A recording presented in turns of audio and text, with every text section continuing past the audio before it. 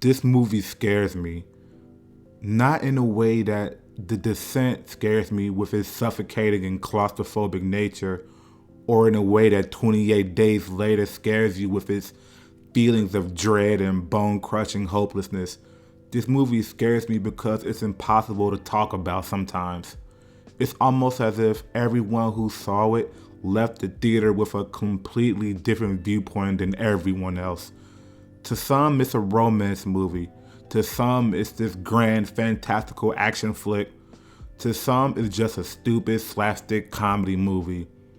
And to some, quite a few people actually, it's this deep think piece about nihilism and stressful family dynamics, overcoming the tired traditions and norms passed down from generation to generation. Everything, everywhere, all at once is so special because all of this is true. It's all of these things, all at once. And yet, at the same time, it's about none of that. It's about none of these things.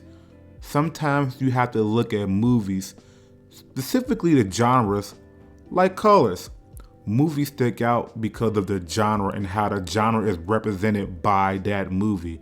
So what happens when you mix every genre together? What happens if you mix every color together?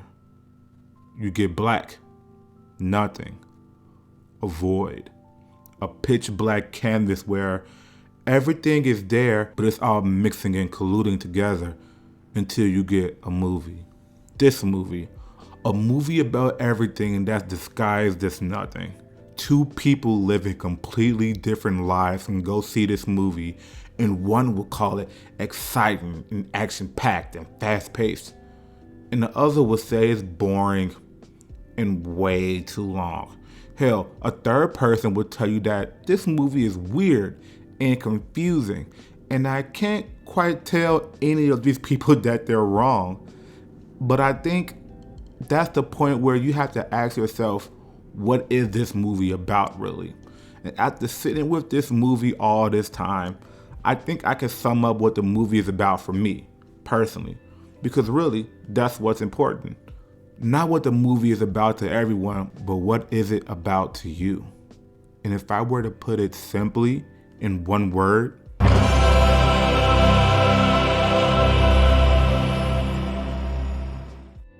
laundry, doing your taxes, getting loans from the bank, dealing with your relationship problems, fighting through family drama, struggling to make money, wrestling with your own shortcomings and insecurities, thinking about the what ifs and how things could be different if you did this thing or that thing or everything or nothing. That's the everything.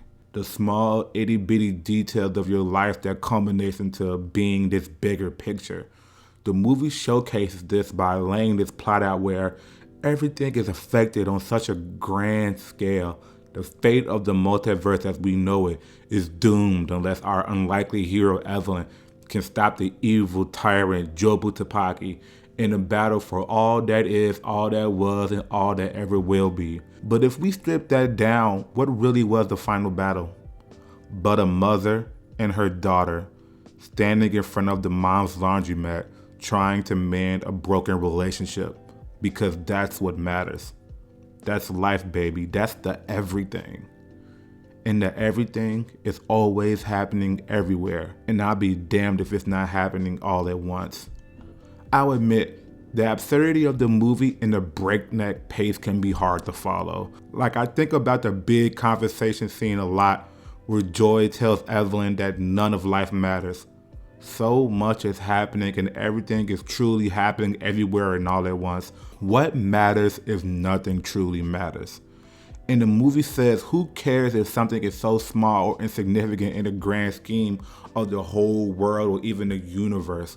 What really matters is what matters to you. That's why characters like Waymond are so goddamn important. People like Waymond are so important in life. The movie shows all the tiny, insignificant moments like Waymond just being silly and enjoying life, because through all of the noise, through all of the huge grand things, in life we have to worry about and think about constantly, he chose to see the value in just being around the people that he loved. Because yeah, while the big things in life are a part of the everything, so is laundry and taxes. Sometimes just finding the what and who you love is enough to keep you grounded when the everything part is happening. And the everything part is happening all the time.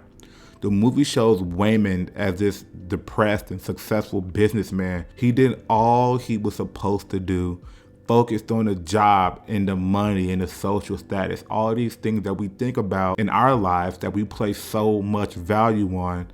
And here we have this character who says, I will throw all of this away every single time. Every single time. For the simple things in life that made him happy.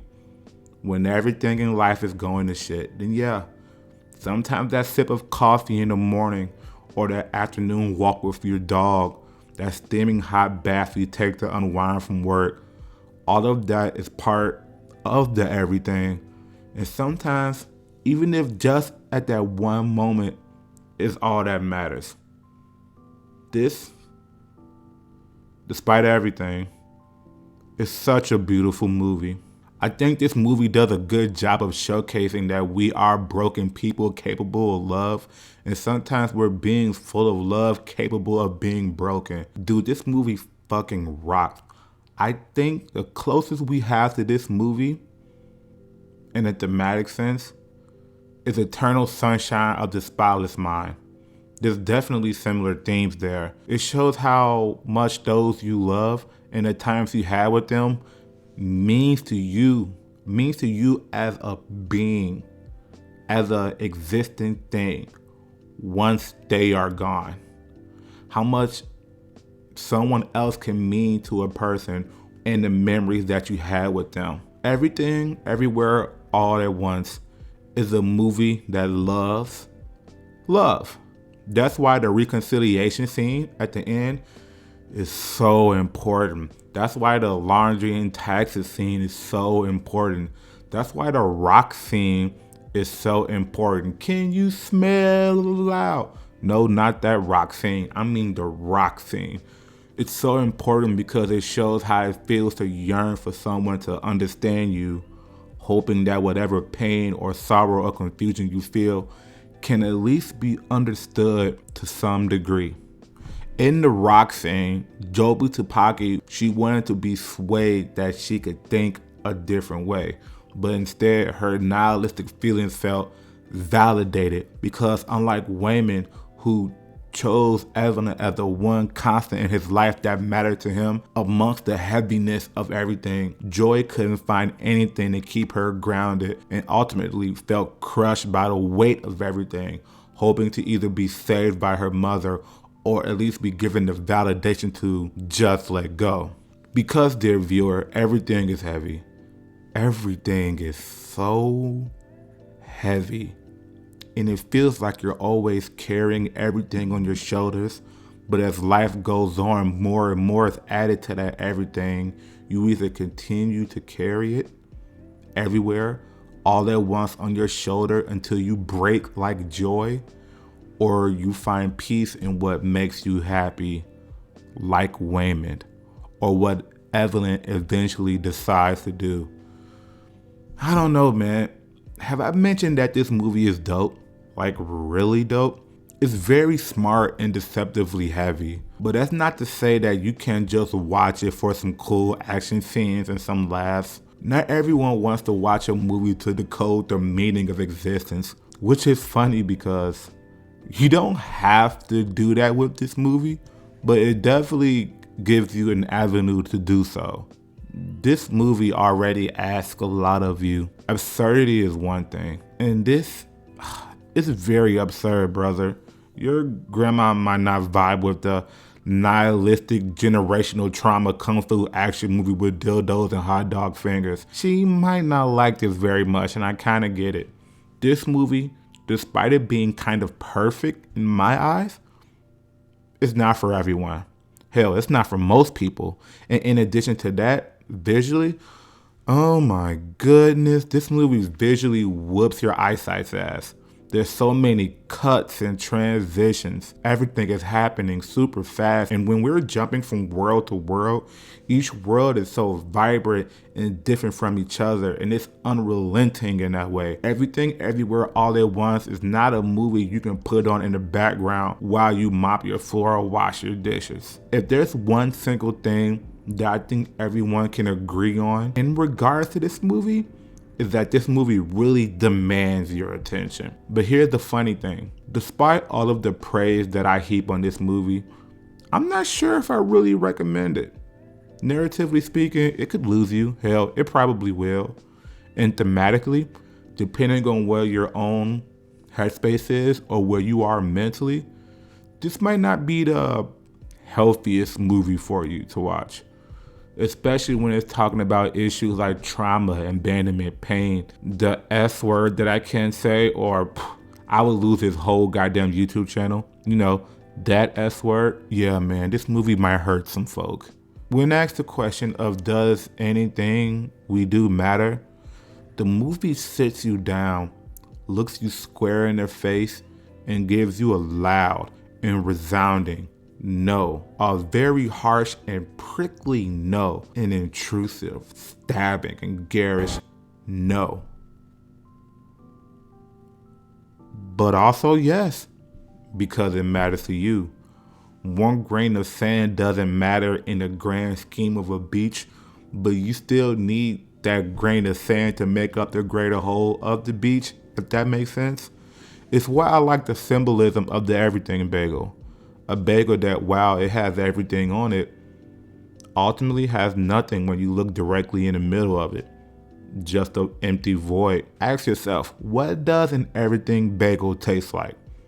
It's so funny that they chose that because you can't quite place an exact flavor on an everything bagel. An everything bagel might have everything on it, but still it ultimately tastes like nothing.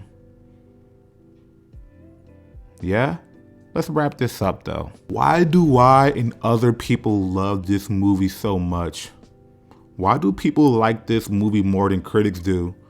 And critics liked it quite a bit. Some are like, you guys are gassing it up.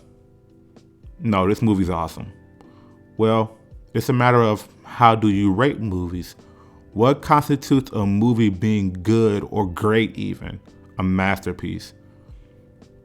I think it's meaning. Why is your favorite song your favorite song, or your favorite video game your favorite video game? Because of what it means to you. You ever have that song that no one really knows or likes, but you love it? Because it means something to you. Something that it can't mean for anyone else. Do you overstand me or understand me? FromSoft games are my favorite games because of that feeling you get from overcoming a one-star insurmountable obstacle due to your own skill and perseverance. There's a lot of movies better than Rocky. A whole bunch. But no movie gives me that feeling of joy at the end, seeing a guy who, to everyone, was a nobody, make something of himself, not only to the people in his city or the girl that he loves, but most importantly, to himself. Rocky is a movie about self-love and learning to believe in yourself and appreciate yourself despite what you perceive to be your own faults and shortcomings. Rocky is my favorite movie of all time. Two of my favorite songs are One for One by Duendita and Flight of the Navigator by Childish Gambino. Are they the best songs ever? No. Popular? Hell no. Why?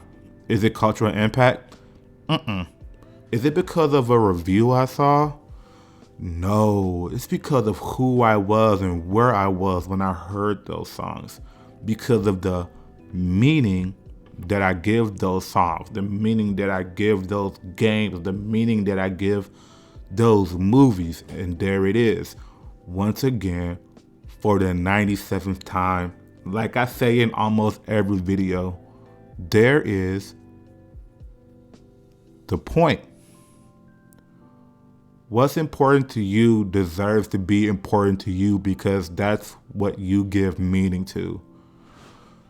I've worked dead-end job after dead-end job stress myself out over a college degree that I was not using, and it felt like I was letting my support system down. I really had to deal with that feeling of, oh my God, the years are moving so much faster than what they used to, and I still don't know what I'm doing.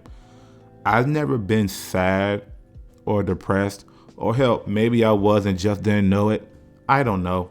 But I definitely had that feeling that Evelyn and Jobu Tapaki had, where it felt like the world and everything in it just felt heavy.